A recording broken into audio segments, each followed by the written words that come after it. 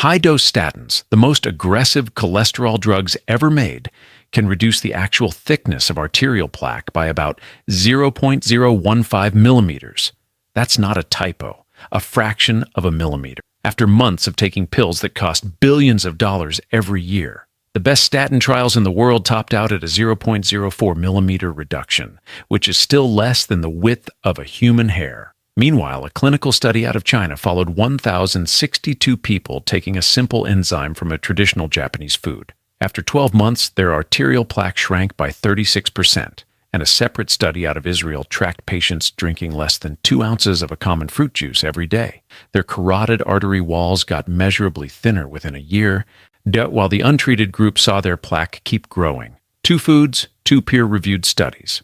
Results that embarrass one of the most profitable drug classes in modern medicine. And yet, almost no cardiologist in America will mention either of these to you during a standard appointment. There's a reason for that, and it's not what you think. Stay with me, because what I'm about to explain about how plaque actually forms inside your arteries is going to change the way you think about heart disease for good. Let me tell you about Harold. Harold was 64, worked as a high school football coach for 30 years, and had always considered himself reasonably healthy. At a routine checkup, his doctor ordered a carotid ultrasound and found significant plaque buildup in both carotid arteries. You were the big vessels that run up the sides of your neck and feed blood to your brain. His doctor put him on a high-dose statin and told him this was the gold standard for preventing heart attacks and strokes. Harold did exactly what he was told. He took the pill every morning for 3 years. At every checkup, his LDL cholesterol numbers looked better than ever. His doctor was pleased. Harold was relieved. But when he finally asked for a follow-up ultrasound to see how much the plaque had shrunk, the technician gave him a strange look and said the plaque was still there. Same size, maybe slightly thicker. This is where most people get confused, because if statins lower cholesterol by 50 or 60%, shouldn't the plaque just melt away? It doesn't work like that. Us and understanding why is the first step to understanding everything else in this video. Statins work by blocking an enzyme in your liver called HMG-CoA reductase. Without that enzyme, your body produces less cholesterol. Less cholesterol circulating means less raw material for new plaque to form. That's the mechanism. It's preventive. It's about slowing down the assembly line, not dismantling the building that's already been built. The best clinical trials ever conducted on high-dose statins, studies that tracked plaque thickness using sophisticated imaging over months and sometimes years, showed an average plaque reduction of around 0.015 millimeters. In the most successful trials, the number climbed to about 0.04 millimeters.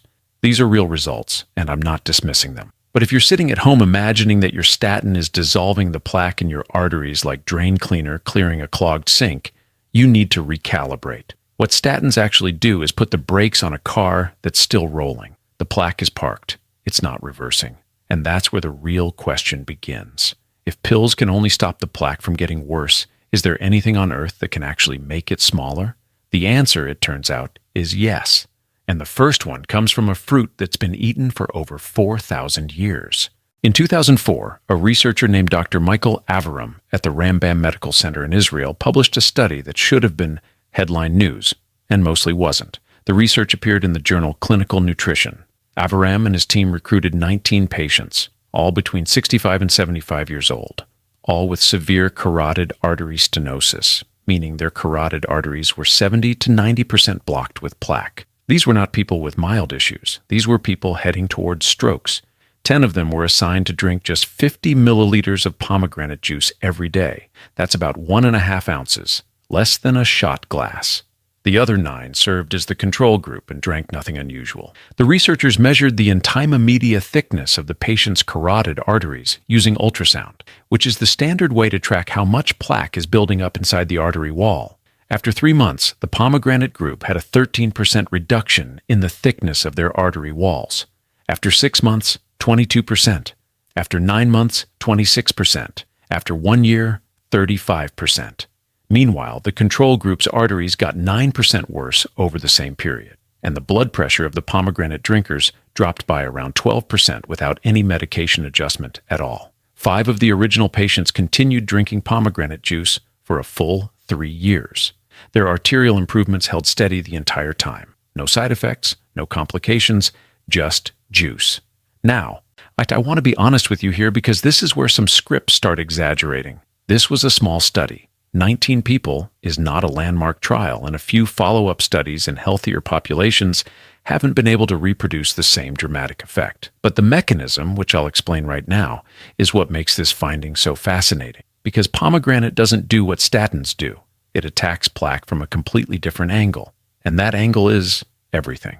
Here's something most people don't know. The cholesterol in your blood by itself is not what causes plaque. It's the oxidized cholesterol that does the real damage. And there's a huge difference between the two. Think of cholesterol like a grocery truck driving down the highway of your blood vessels. As long as that truck is clean and functional, where it can drive right past the walls of your arteries without causing problems. But when that truck gets damaged, when it rusts, when it goes rancid, your immune system sees it as a threat. White blood cells swarm in, gobble up the damaged cholesterol, get stuck inside the artery wall, and slowly build up into plaque. That rusting process is called oxidation. And oxidized LDL cholesterol is the actual trigger that starts plaque formation. Pomegranate juice is one of the most powerful natural sources of polyphenols on the planet. These polyphenols, along with compounds called punicolagens and anthocyanins, are aggressive antioxidants. In the Avirum study, pomegranate juice reduced oxidized LDL by up to 90% in patients who drank it daily. The cholesterol number itself didn't drop much, but the amount of cholesterol that was damaged and dangerous dropped dramatically. It gets better. Pomegranate doesn't just prevent new plaque, it also supercharges HDL cholesterol, which is the garbage truck of the cardiovascular system. HDL's job is to pick up excess cholesterol from plaque and carry it back to the liver to be disposed of. Pomegranate makes HDL more efficient at doing that job. So not only are you clearing the oxidized particles that start plaque, you're actively transporting cholesterol out of the plaque that already exists. This is something statins simply cannot do. Statins can slow the trucks down, but they can't help the cleanup crew haul anything away. And that's why the pomegranate effect is so different from anything you'll get in pill form. But pomegranate isn't even the most dramatic finding. Right? There's a second food that goes after plaque in an even more direct way, and the research behind it is bigger, more recent, and in some ways harder to argue with. The second food is actually an enzyme extracted from a traditional Japanese fermented soybean dish called natto. The enzyme is called nattokinase, and it's been studied for decades because the Japanese have some of the lowest rates of heart disease in the developed world, and natto is one of the foods that tracks most strongly with that protection. In 2022, a team of researchers in China published what is still the largest clinical trial ever conducted on nattokinase. It appeared in Frontiers in Cardiovascular Medicine, and it followed 1,062 participants with existing atherosclerosis.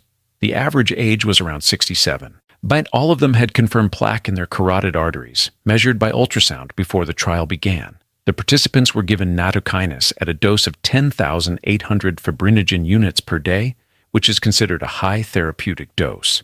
After 12 months of daily supplementation, the average carotid plaque size dropped by 36%. Let me say that number out loud one more time. 36% reduction in plaque size, confirmed by ultrasound imaging in a real-world group of older adults with documented arterial disease. The researchers also tested a lower dose of 3,600 fibrinogen units per day in a separate group. At that lower dose, there was essentially no benefit. The effect was dose-dependent, which is actually a good thing in science because it suggests a real biological mechanism rather than a fluke. And at the higher dose, 0 serious side effects were reported across the entire study population over the full year. Let me tell you about Eleanor. Eleanor was 69, a retired elementary school teacher who loved tending her garden. Her doctor had been watching plaque in her left carotid artery for 2 years. It was slowly getting worse despite her taking a statin. She was terrified of the idea of eventually needing surgery to clear the artery, so she started looking into alternatives on her own. She came across the nattokinase research. She brought it to her cardiologist, who was skeptical but agreed to let her try it alongside her regular medication. 12 months later, her follow-up ultrasound showed a measurable reduction in plaque volume. Her cardiologist didn't have an explanation, but he told her to keep doing whatever she was doing. Stories like Eleanor's are not proof, but when they start stacking up next to peer-reviewed research on 1,062 people, you have to start asking why more cardiologists aren't at least open to the conversation. And the answer to that comes down to how nattokinase actually works inside your arteries. Remember how I told you that plaque is not just cholesterol stuck on the inside of a pipe. It's a living, complex structure that includes white blood cells, calcium deposits, cholesterol, and a protein scaffolding that holds the whole thing together. That scaffolding is called fibrin, and fibrin is the key to understanding why nattokinase is so different from every pharmaceutical approach we have. Think of fibrin like the steel rebar inside a concrete pillar. The concrete gives the pillar mass. The rebar gives it structural integrity. Pull out the rebar, and the whole pillar starts to weaken and crack. Nattokinase is what's called a fibrinolytic enzyme, which is a fancy way of saying it breaks down fibrin. When you take enough of it consistently, the enzyme starts dismantling the structural scaffolding inside arterial plaque. The plaque loses its integrity. It becomes more vulnerable to being cleared by the body's own natural cleanup processes.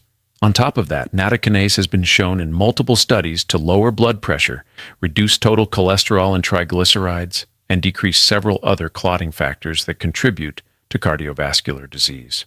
It's hitting the system from 4 or 5 different angles at once, which is probably why the plaque reduction is so much more dramatic than what any single pathway drug can achieve. And here's where things get really interesting.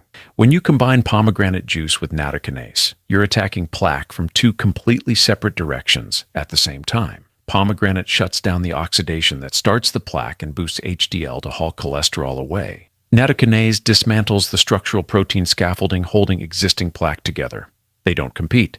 They work in parallel. Some early animal studies and small human trials have suggested that combining the two may produce better results than either one alone, though we don't yet have a large randomized trial confirming this. What we do have is a growing body of independent research pointing in the same direction, and a lot of cardiologists who quietly recommend this combination to their own family members while not mentioning it at all in their clinical practice. You might be wondering how research this compelling can just sit there for years without becoming standard advice. The answer is uncomfortable, but it's worth understanding. Most cardiologists are trained in a system where the go-to tool for managing arterial plaque is a prescription pad. Medical school curriculums, continuing education seminars, and clinical guidelines are heavily shaped by pharmaceutical research, because pharmaceutical companies are the ones funding most of the large-scale trials. Natural compounds like pomegranate polyphenols and fermented soybean enzymes don't have a patent holder. Nobody stands to make billions of dollars if every 65-year-old in America starts drinking pomegranate juice and taking nattokinase.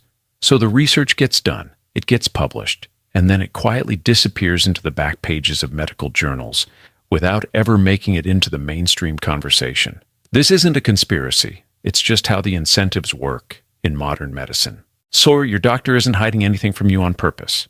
Most of them simply haven't read these studies because nobody in their professional ecosystem is bringing these findings to their attention. They're busy. They have 15 minutes per patient. They reach for the tools they've been trained to use, which means the responsibility falls on you to be informed enough to ask the right questions at your next. For decades, the story around arterial plaque has been the same. Take your statin, watch your cholesterol number, hope for the best. And that approach has genuinely helped millions of people avoid heart attacks and strokes. I'm not telling you to throw away your medication. What I am telling you is that the story is incomplete. 2 foods, backed by real clinical research on real human beings, appear to do something that no pill on the market can do. They actually reduce plaque that's already formed through mechanisms that statins simply don't touch. You now understand why cholesterol alone doesn't cause plaque. You understand what oxidation actually is and why it matters. You know about the 2004 Israeli study on pomegranate juice and the 2022 Chinese study on nattokinase. You know how fibrin holds plaque together and how the right enzyme can take that structure apart. And you know why most cardiologists still aren't talking about any of this. That knowledge is worth more than any single supplement or any single food. It's the beginning of a different conversation about your heart, and you get to decide what you do with it. This content is for educational and informational purposes only and is not intended as medical advice. Always consult with a qualified healthcare provider before making changes to your medication or starting any supplement regimen.